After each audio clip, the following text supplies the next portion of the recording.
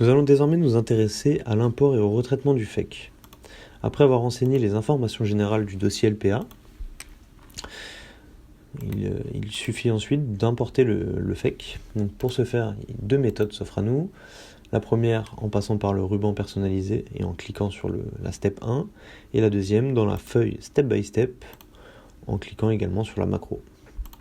Nous allons commencer par utiliser le ruban Excel. Donc on peut voir que la feuille sur l'import du FEC est bien vierge. Donc on va importer le FEC.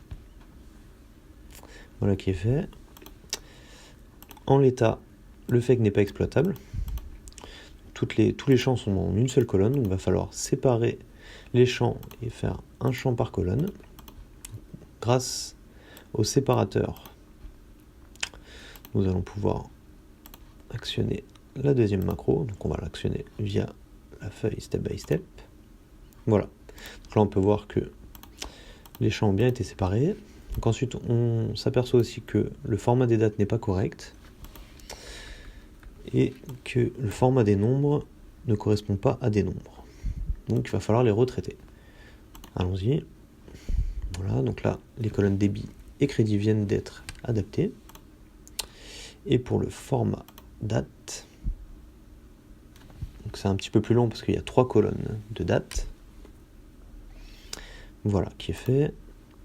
Donc on va les vérifier. Donc là on a bien le format nombre. Dans validate date, pièce date, ça a bien été retraité, et écriture date. Parfait. On va désormais retraiter les numéros de compte, mettre 8 caractères partout. Donc s'il y a des numéros de compte qui sont plus longs ou plus courts, ça va être harmonisé. Et ensuite, on entre dans la catégorie ajout de colonne avec la colonne de solde et la colonne de mois. Donc on va ajouter ces deux colonnes.